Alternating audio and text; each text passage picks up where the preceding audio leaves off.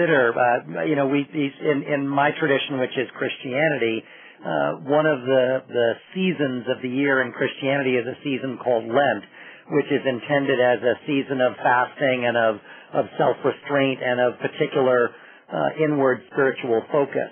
And what we've seen is increasing numbers of Christians recognizing that some of their traditional practices during Lent can have ecological benefits in significant ways.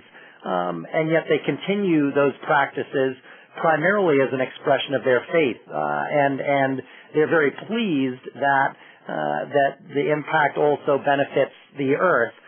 But the primary motivation is one related to religion, which it seems to me is somewhat parallel to what you're saying here, and speaks, I think, to the potential within traditions such as Hinduism to have such a wide impact.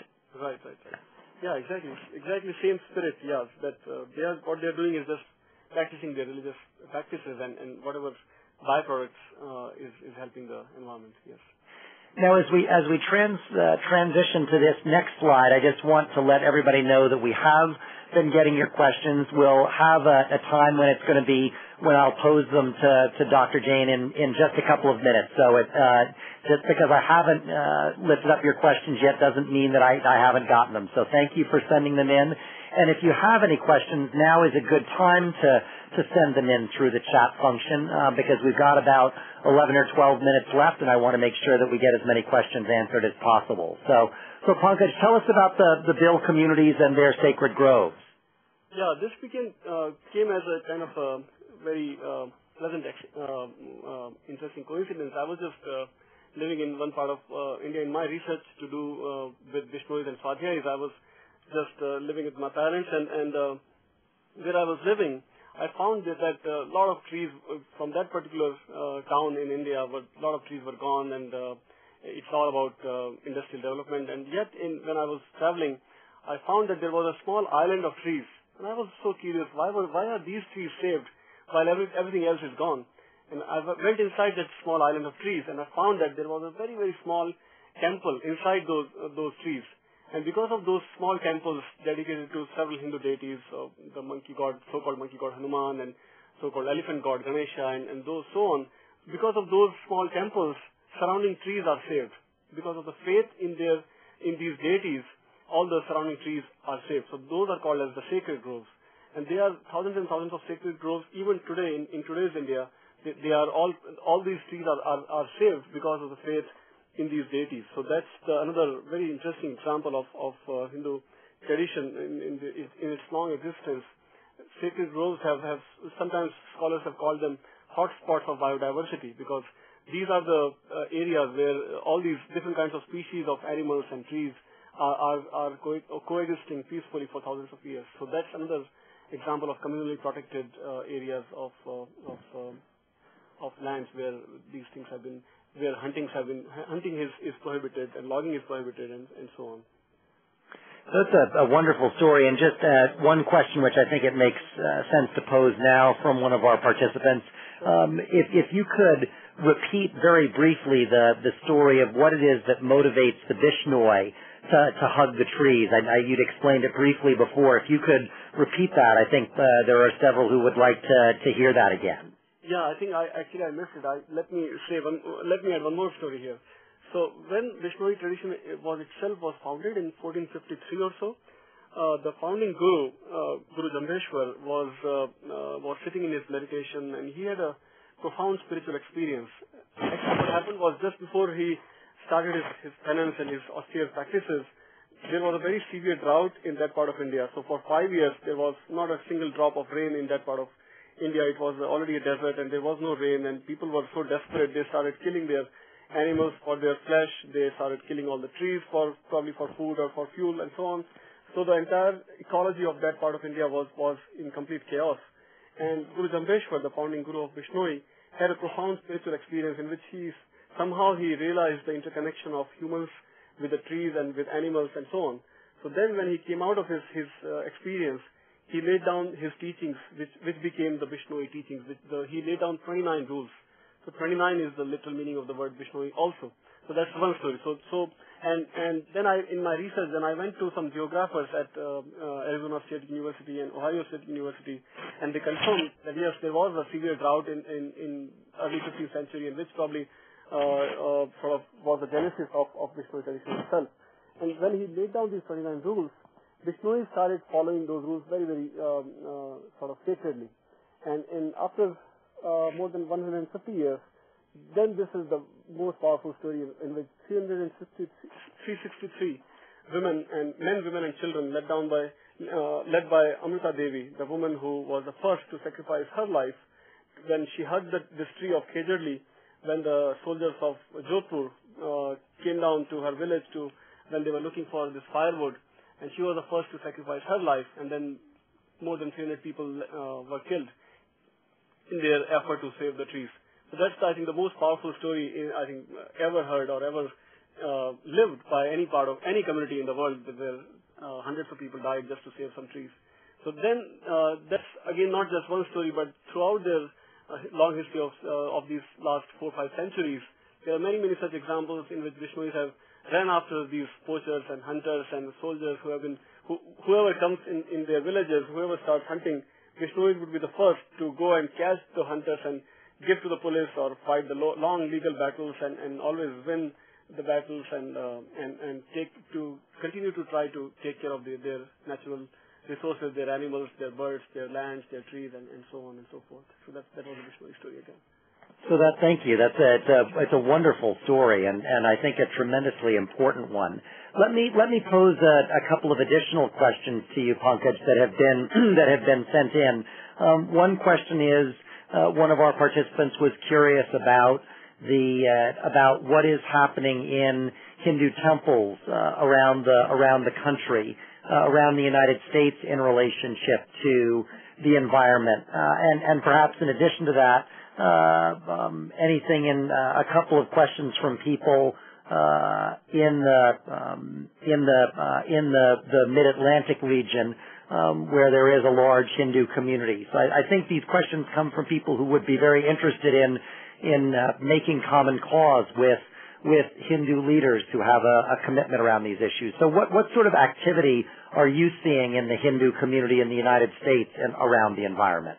That's an excellent example, and I'm so glad that this has been brought out.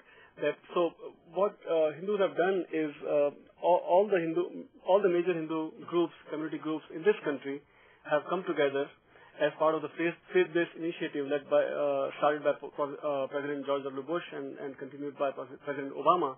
So last weekend of July, they're all coming together at the White House to showcase all the things that they've been doing for different philanthropic work that they've been doing with different communities. And one of the major initiatives that I'm part of is this ecological initiative, in which we want to start the process of greening the temples all over the country. We want to go to each temple and work with them how to green the temple. I think your own efforts, Fletcher, would be very, very important in this regard, and we are already working with you as well, Greenfaith, and similarly other groups have come together. There is Oxford Center of Hindu Studies in England, for example. They have started a Bhumi project in which ARC, Alliance for Religion and Conservation, they have come together. They will be part of this initiative. UNDP, United Nations Development Program, they will be part of this initiative. There are already lists of 10 Hindu temples in this country who have already gone completely green. They have installed solar panels, and many other temples are in the process of doing similar things. There are some temples who have started community gardens, for example, in Dallas area where I live in right now. So there are several such examples where temples have realized that it's one thing to do rituals in the temple, and it's to go beyond doing just the rituals inside the temples, and to do all these, to be more aware of greening the rituals. For example, Fletcher, you and I and Dr. Ved Chaudhary, we all came together and wrote that document how to green the rituals inside the temple. So how to be more aware of natural resources that are being consumed in running these temples, and even in doing the rituals. And Hinduism already has all these elements, as we have been discussing. Even in the rituals, Hindus use all kinds of leaves and fruits and water and fire and whatnot from the nature. And just to be more sort of conscious, tangible conscious about how the relationship between humans and the human rituals and the natural resources is so powerful. So to remind them, even in their rituals. So that will be part of the initiative as well. So these things have started, and I think we all have to work together and continue to do this. One final question that we've received, Pankaj, is one listener was curious if you could say a few words about Vandana Shiva and her leadership, and perhaps explain to everybody who she is and the sort of work that she's done. Mm-hmm. Oh yeah, she's one of my most favorite authors and activists and scientists. She was I think originally she was a nuclear physicist, and by her exposure to different things that corporates have done to our food and to our agricultural practices, she was so inspired that she left that career, and now she runs an NGO in India called Navadanya, which means the 9 seeds. And she is in a major way all over India. She is in the process of collecting all kinds of seeds and to save their species and to grow local organic food, even in several gardens and farms, small farms that I think are part of this network led by Dr. Vandana Shiva. She also comes very often to universities in this country and speaks about different things that corporates are doing against our food, how they're destroying our agricultural practices, and our locally organic way of food is to be encouraged. And Dr. Vandana Shiva, I think, is a very important part of this movement to inspire more and more people to go towards organic, locally grown, healthy food. And dozens of her books and articles are all over internet, and many of her speeches are on YouTube. Very, very nice to listen to them and to view them. Wonderful. Yeah. Well, we've come to the close of our time together, and before I say a final word of thanks, Pankaj, we will be, as I said at the beginning of the webinar, circulating a link to this recording, which will include video access to the PowerPoint slides to everyone who's registered for this webinar, and we'll also be placing that link tomorrow on the home page of our website. It'll be the first photograph that you'll see when you log on to GreenFaith's website is a photograph of Dr. Jain, and if you click on that, it'll take you through to a place where you'll be able to get that recording. So this information will be there and be available for you. I've listed here not only Dr. Jain's email address, but 2 related websites, one being his faculty profile web page at the University of North Texas, and then secondly, the Facebook page for Dharma and Ecology, for his book, Dharma and Ecology of Hindu Communities. So I hope you'll take a look at those and feel free to reach out to Dr. Jain with any further questions that you have, or to us. And as I mentioned at the beginning of the webinar, we will, in addition to sending you the link to the recording, also send you the link so that you can download Dr. Jain's 10 Hindu teachings on the environment, which are a wonderful summary of many of the things that he said this evening. So in closing, Pankaj, thank you so very much for taking the time to share your wisdom with us and your insight. We're very grateful for it, and obviously we think your leadership and your example is tremendously important. You're a very articulate spokesman for what the Hindu and Jain traditions also have to say about these issues, and we're very grateful for your taking the time with us this evening. And all thanks to Professor Harper. You have been doing all these great events and all the excellent websites that GreenFaith has, and all the great activities and events that you have been organizing for so many years now, that we are thankful for you to connect the dots and to connect all of us with, and to remind us of all the great teachings of all the world religions. So thanks to you as well, Professor. Well, it's our pleasure. We're all in it together.